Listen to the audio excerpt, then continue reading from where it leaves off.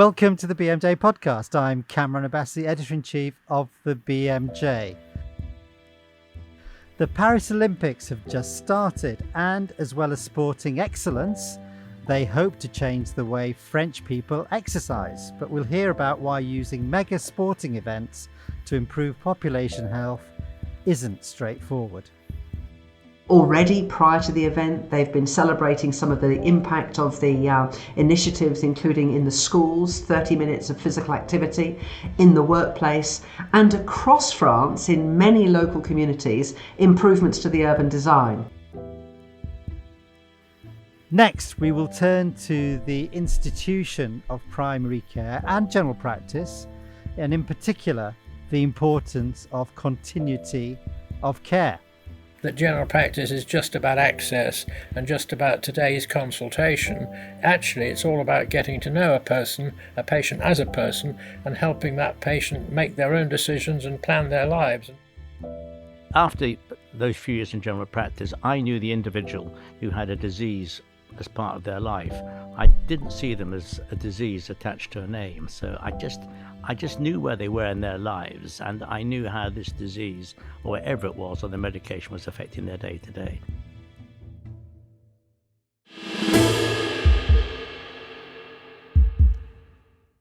The Olympic Games opening ceremony in Paris has been accompanied by a social charter, a plan to use the sporting event to kickstart exercise for the whole French population. And although we're seeing more of these lofty commitments associated with large sporting events, the actual outcomes tend to be less impressive. A new editorial published in the BMJ and available on bmj.com delves into the evidence, and Fiona Bull, one of the authors, spoke to Duncan Jarvis, our producer, about the editorial. I'm joined by Fiona Bull, who is head of physical activity at the WHO and previously a professor of physical activity and public health at the University of Western Australia. Fiona, welcome to the podcast. Thank you very much. So we're talking here about these goals that are associated with these big sporting events, the Olympics, but also things like the World Cup. Now, they're often very high level, not very granular. And so I'm wondering, from the perspective of someone who's researched physical activity, are these goals around urban regeneration or increasing physical activity meaningful in any way? Well, I think so. I think fundamental is the connection that by hosting mega sport events, one can use the opportunity to promote physical activity. And there's a real public health need to do that. 2 weeks ago, we just launched the latest data on levels of physical activity at a global and country level. And I'm disappointed to say we're going in the wrong direction. In fact, the world is getting less active. Back in 2018, we published that 27% of adult populations, around 1 in 4, were not meeting the global recommendations. 2 weeks ago, the updated data show it's 1 in 3 adults are not meeting the data. 31% are not meeting the global recommendations. There's a bit more bad news on that, because most countries are moving in the wrong direction, and globally we're off track to reach the 2030 target. And so it requires us to look at what are the reasons why people are active and the reasons why people aren't. We should be looking at how sport events, in how they plan, where they're located, what infrastructure improvements they develop and leave.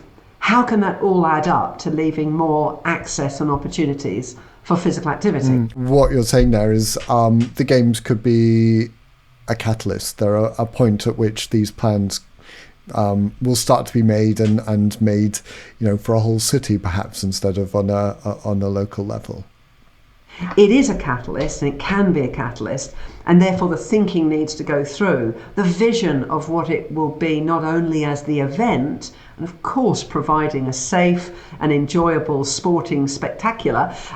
It then needs to say, but it's more than that. It's because there's now visibility of these events and the cost of these events, that pressure to say it has to be more than just the one-time event, but then leaving some social and environmental contributions to health and society. But obviously, these big things can potentially come with a downside. And part of the payment for the Olympics to get this is sponsorship. A sponsorship from companies who are perhaps not known for their health promoting behaviour, fast food brands, fizzy drinks companies, alcohol companies as well. So the public, beyond the physical infrastructure, might be getting some mixed messages from the Olympics about healthy behaviours. Indeed, there is high potential for mixed messages. There is, and has been for some time, a strong presence of sponsorship and marketing of unhealthy products in and through sport events and activities. And this does present a tension between both using the events and sport to promote health. It must be accompanied by mitigating and reducing any exposure to harmful products. It's well known, of course, that the tobacco sponsorship of sport has been largely reduced and successfully reduced over the last decades. We have seen other unhealthy products, alcohol or non-alcoholic beverages, fast food products, being major sponsors of events. WHO has a resolution at the recent World Health Assembly which calls upon countries, stakeholders, the sports system to look at reducing and mitigating the harmful products through sport.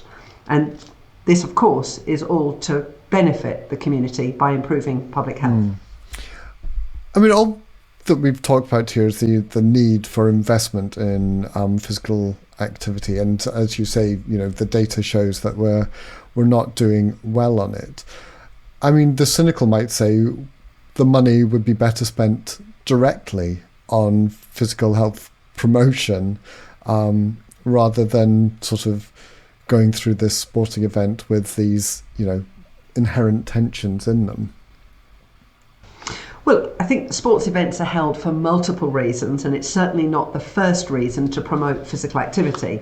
It's because it can promote physical activity through what and how it delivers the games. So it is a benefit from games. And indeed, both that should have strong investment to ensure it delivers on that ambition. The potential is there. And that's why WHO is pleased to work with many sporting entities, including working with the IOC, to look at how sports events can truly deliver on this ambition. WHO published a global action plan full of the effective strategies that all countries should implement to increase physical activity and reverse those trends I mentioned at the beginning of our conversation. Tell us about some of those things that we know work. Yes, well, the Global Action Plan, launched in 2018 with the vision of more active people by 2030 and setting a target for 2030, includes recommendations about communication campaigns. We think most people know the message, but actually knowing how much, where, what counts, how you can do it around where you live, where you play, where you work. We need to make sure the messages are available to all people to promote and motivate people to be active. That will be not enough, insufficient. It needs to be supported by the environments, and we spoke about the impact that sport events can have in where they locate, making sure there's public transport, walking and cycling access. You can invest and get a win-win of more active travel, reducing air pollution, improving public health, and people being active. The third big area of the Global Action Plan is providing opportunities for all people of all ages and abilities. So this would look at workplace. How can we make schools active, making sure there's good quality PE, making sure there's playgrounds and access to sport and physical activity, recreation. And lastly, if we do the communications and we get the supportive environment with these programs and opportunities for everyone, it's about making sure that's sustained. It can't be one-off projects on a small scale. The only way we can shift population health and cultures is making sure physical activity becomes part of life. Our clinical audience will be very used to explaining the need for physical activity to their patients, trying to encourage that. But everything you've been talking about there seems very systemic. It's at a sort of societal level rather than an individual one. which kind of reminds me about, trying to tackle obesity, that it's very hard to do individually, especially within an obesogenic environment. I just wonder what you think of the parallels there.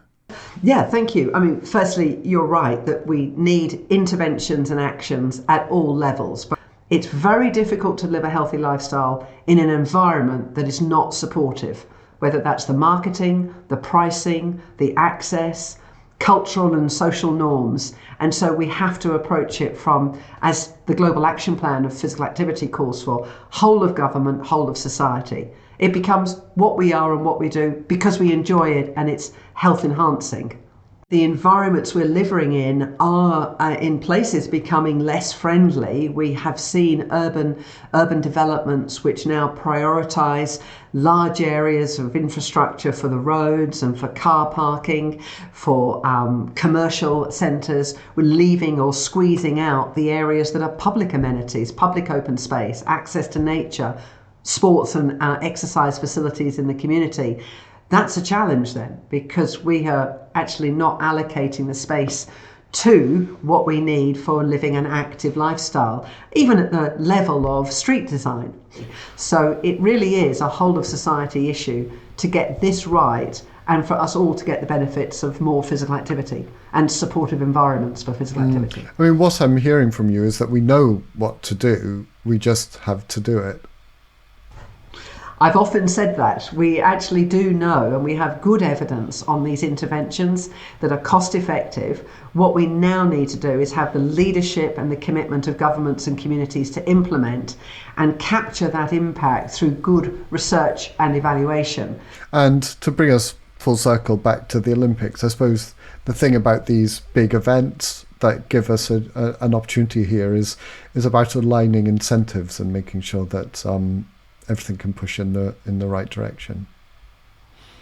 Yes, and I think as we celebrate the opening of the Paris and enjoy the next coming weeks, Paris 2024 has set a new standard for the consideration of the legacy, the impact of the Games, now and beyond the event. Already prior to the event, they've been celebrating some of the impact of the initiatives, including in the schools, 30 minutes of physical activity, in the workplace, and across France, in many local communities, improvements to the urban design, creating walking paths, creating other open facilities for people to be physically active. Paris has led the way and showcased already, and we look forward to hearing more, and WHO looks forward to working with Paris and other sports events on how that legacy and demonstration of impact can last beyond the event and, of course, for years to come.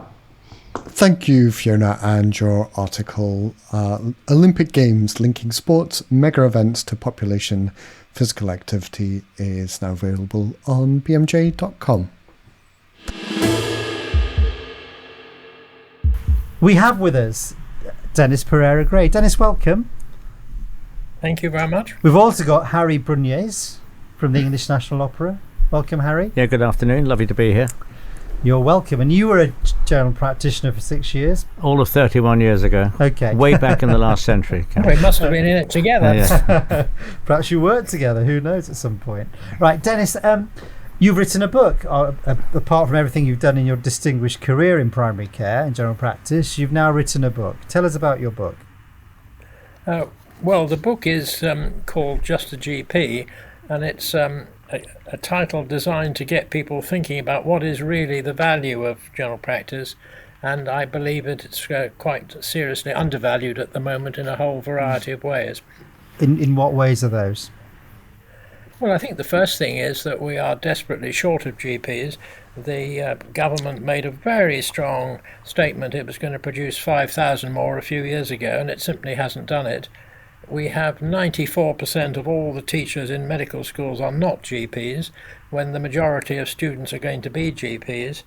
And now we've got a situation where the government has given very big pay rises to consultants and indeed junior doctors in Scotland, bigger than they've ever had before, and the government's proposing a below inflation payment to GPs, which is unfortunately going to provoke them into some sort of industrial action. And all this, if you put it together, means that clearly the people in the heart of the NHS don't really understand and value general practice. No, understood. But is it all about money, Denis? I appreciate that money is a factor here and pay is a factor. But there are other issues, aren't they, in relation? Oh, absolutely. to I general don't think the practice? medical school staffing is anything about money. I think it's a long-term tradition going back 75 years. And to have only 5% of the teachers of all future doctors, general practitioners, is really very serious in 2024. Yeah. So what's the main message of your book, Denis? The main message of the book is the value of general practice, and it includes dozens of references to scientific research, which shows how valuable general practice is and its value to society and to patients, including, of course, continuity, which you've just mentioned. Yeah. Tell us about then the evidence around continuity of care. Well, I think it's been hugely undervalued for a very long time, but basically we now know that continuity of GP care is associated with much better, significantly better patient satisfaction. Patients take the advice much more. GPs provide a much higher quality of care, and lo and behold, they're able to keep patients using hospitals much less, fewer A&E department use, fewer hospital admissions, and the big one is that in fact it actually has been shown now that patients die less if they get if they get more continuity of GP care, and it's much cheaper for the health service. So it's a bit surprising really that the NHS hasn't gone for this, because it's very much in the service's interest to reduce costs. And general practice continuity is one way it can be done. Yeah, I mean, it's not that it's a sudden decision now. It's something that's been eroded over many years.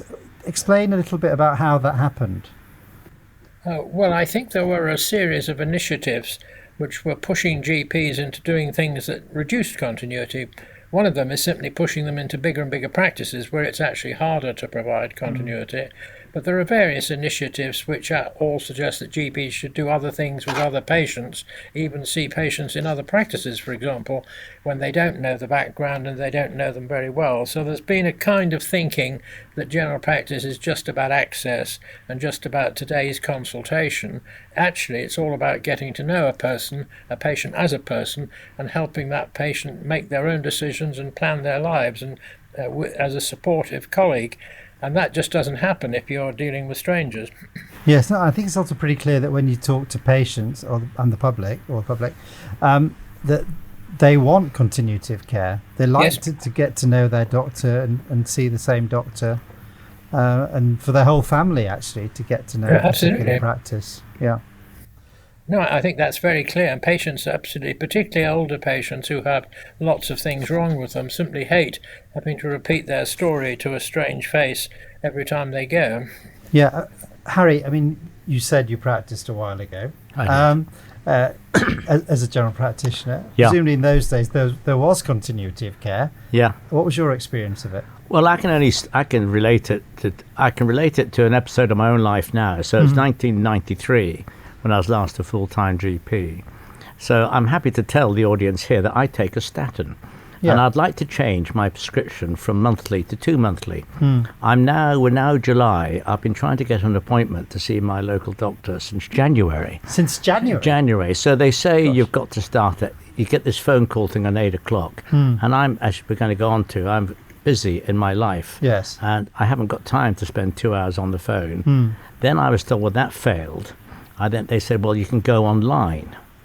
And then I went online and there were no appointments. Oh. I then wrote to a doctor in the practice and I never got a letter back. I then wrote to the practice manageress and never got a letter back. So I've hit an impasse. Whereas in my day, 31 years ago, there would have been a little note. It would have taken me 10 seconds to know the patient, and I would have changed that script from 1 month to 2 months. Yeah. So I don't know how much administrative time I've caused them. Must reciprocate what they've caused me, all for the most simplest of tasks. Yeah. Well, it seems like a false economy. If you're thinking about efficiency, on paper, it might seem efficient that you organise staff in a particular way, but then each interaction becomes a longer one and more complicated because a doctor isn't familiar with the patient and a patient isn't familiar with the doctor. Is that the problem, Denis? Well, that's a big part of it.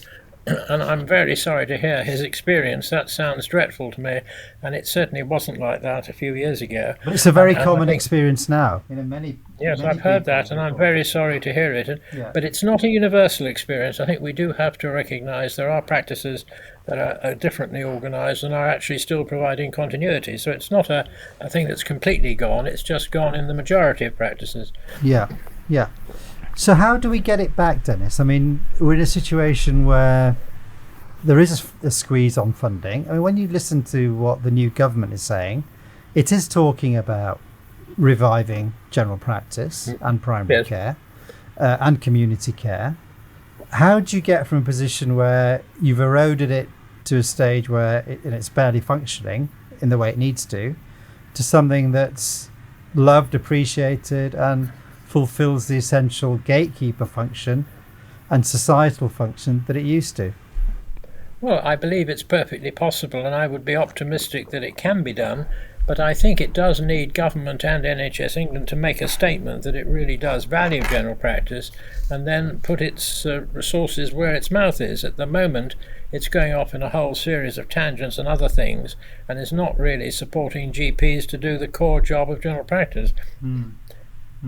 But I keep coming back to the medical school too. I think we've only got a small proportion of students, really bright students, choosing general practice because they are in fact being schooled by the majority of them to be specialists. So I think we do have to reform the medical schools as well. When you say reform, what do you mean? Are you saying we need different people? I think they have to teach the content of general practice, which they don't examine the principles of general practice in medical finals, for example. So most students don't bother to learn them. They've got to teach it seriously, they've got to give the research, and they've got to show it's a research-based discipline.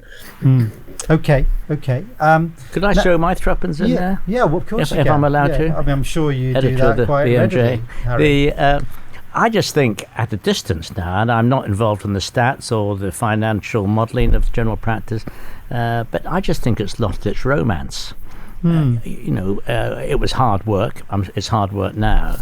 But when I was doing it 3-4 decades ago, there was 4 or 5 of us. I looked after a place called Rottingdean Village in Sussex. We knew the community back to front.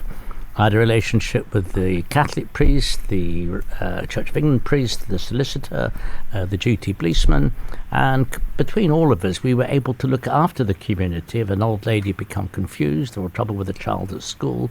And we just knew everybody and we worked the community. And we sort of, this will sound even more romantic, we cared for them. And all those values then gave us continuity of care. Yeah.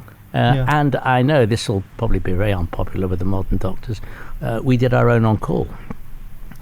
Yeah, I mean, on-call I think is a complicated No, maybe I shouldn't topic. go there. Maybe I shouldn't go perhaps there. you should. I'm not saying I loved it either, by the way, but we did do it. Yeah.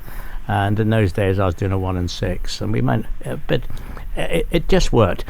But what I'm not saying, I'm not doing the good old days. It was far from perfect then, and it's clearly not perfect now. No, I understand that. But I think a lot of what you said, many doctors would like to offer that kind of service. Yeah. When you speak to GPs now, that is what they want. Let's put on call to one side.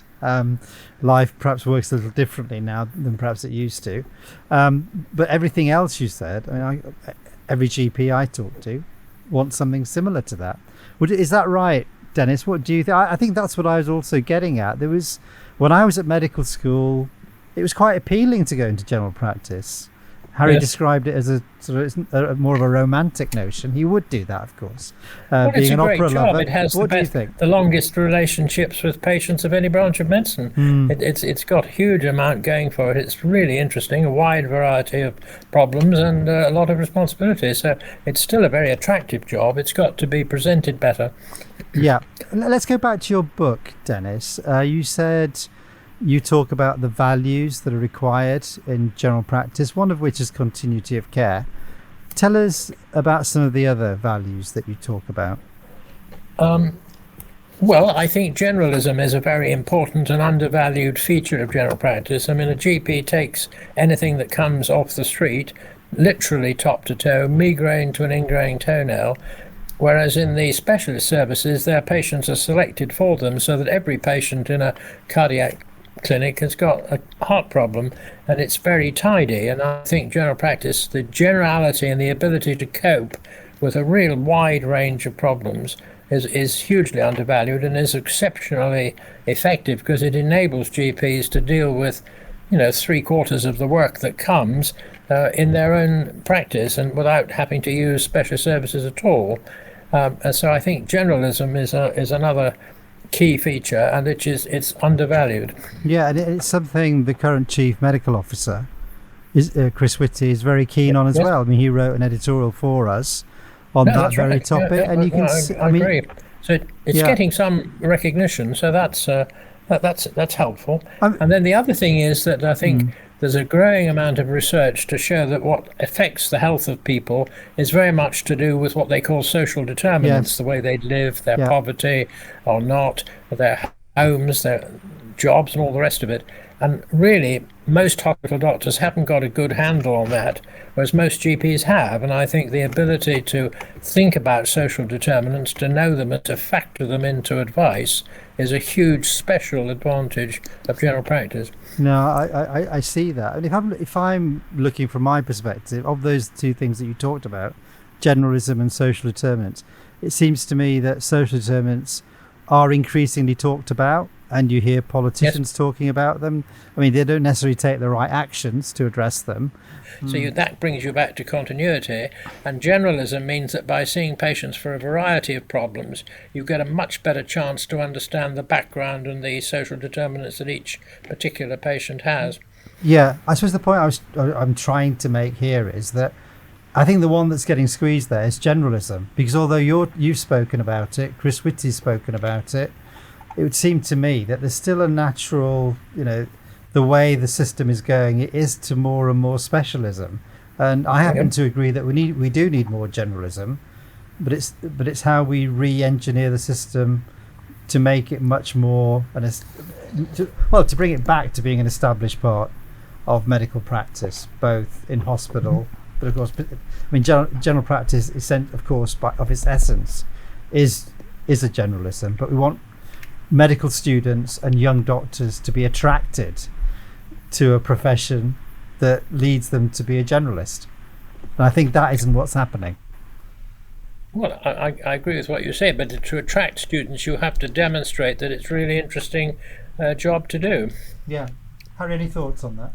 Well, only going back to something which Denis said maybe a few minutes ago, is if you're seeing a regular patient, a basis, you know the history. And if the patient has seen a new doctor every time, there's going to be an awful waste of time actually doing the new history. And after those few years in general practice, I knew the individual who had a disease as part of their life. I didn't see them as a disease attached to a name. So I just knew where they were in their lives, and I knew how this disease, or whatever it was, or the medication was affecting their day to day. So I think that got us ahead of the judgment and ahead of the decision making. Yeah. Okay, now let's talk about you a little, Harry. I mean, you've talked about your time in general practice. Yeah. How does a general practitioner end up being chairman of the ENO and also London Coliseum? What is that journey? And it's something, of course, that's been through very turbulent times recently as well. Yeah, it has. Well, you briefed me on that question when you came in before, Karen. I was trying to think how to answer that for That's you. the obvious question. But actually, it involves two individuals. It involves my mother, and it involves somebody who's no longer with us, but who I was close to, the politician Cecil Parkinson. Okay. And when I was at school in Bedford, I had already developed this interest in theatre and entertainment. And from the age of 16 onwards, I'd already started as a professional pianist. And as always, they call it something different now, but I was doing a stand-up comedy routine as well. Were you? And I was doing that through the sixth form. When what would be called the gap year came round, I was still playing with the idea of staying in the entertainment world and not going to medical school at all. My mother was having none of it, and she drove me to Guy's Hospital. with two What, suits. She physically she insisted you went to go. She insisted, and she physically drove me down in our Mini Traveller, Yeah. and she dumped me off in St Thomas's Street with two suitcases, one with my clothes, and the second was full of books which she'd bought for me: Gray's Anatomy, Bailey's and Love, Ellis and Kahn Lecture Notes and General Surgery. And if she probably hadn't have done that. But did you have a place at the time at the medical school? No, she threw me in there, and she threw me. I mean, I can remember it to this Really? day. So that was it, and she'd got me a room in a place called Commonwealth Hall, a hall of residence. But then that's that. So if I hadn't gone to medical school, if my mother hadn't persisted, I wouldn't have been a medic. Secondly, then the years move on, and just through my hobby of golf. At the turn of the century, I began to play a lot of golf with Cecil Parkinson and an actor who's still alive, some people remember, called Gerald Harper, who had starred in a TV series called Adam Adamant in the 60s and Hadley in this, and they became very close friends. And as my career moved on, it was Cecil Parkinson who said to the current chair of ENO at the time, my predecessor, Sir Vernon Ellis, that maybe this doctor would be somebody who would be of interest to you to join the board of English National Opera. So those are the two key hurdles. But your experience was that you're a doctor and you like performing. Well, you've done other stuff as well. I have, but my father had a double life. My father was a linguist, but he'd been a variety star in the 1950s and had his own radio show. So it was part of my life. As I carried on doing, so as a medical student, I'd be at medical school, and then in the weekends I'd be going out doing professional shows. And I carried on doing those summer shows during the university holidays. And I met my wife, who's a singer-dancer in a summer show. So that carried on. So that love of theatre, knowledge of theatre and West End and all theatre, opera, Covent Garden, London Coliseum, Palladium, Drury Lane, that carried on for years, all through our life. So it's in your bones, really. Yes, it was. Part of it was part of it. But so was doing academic studies as well. So I've always had a division. I do a speech about my life being this juxtaposition of science and show business, really. And so I understood theatre. I knew both opera houses in London. But I knew all the theatres in London. So you joined the board initially, and then you became chair. That's right. Yeah.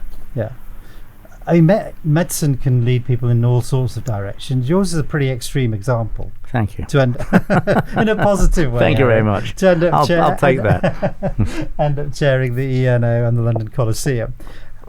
How have you found?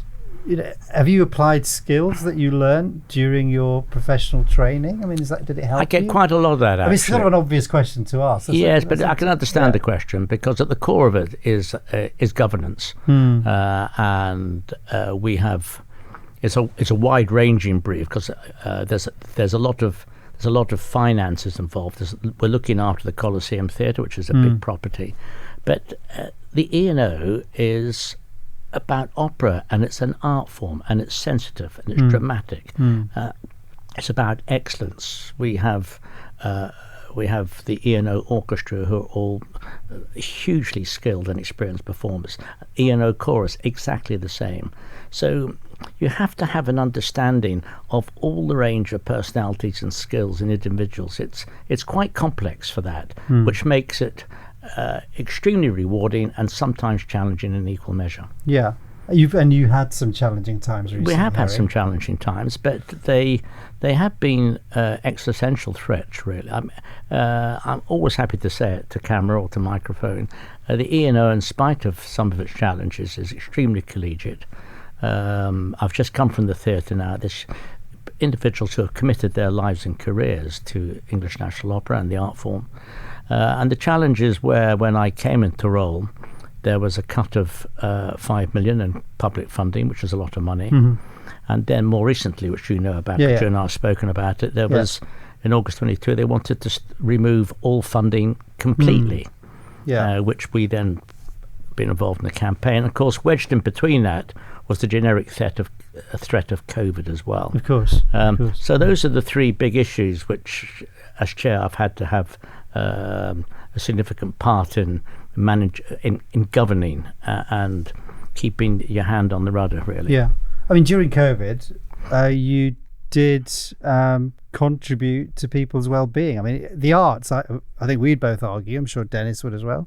I mean, it's part of the wellness industry. I mean, people feel better. I mean, there's evidence it makes people feel better, improves their well-being. But you also did something more proactive. Because I think Denis referred to that when he was speaking about social markers.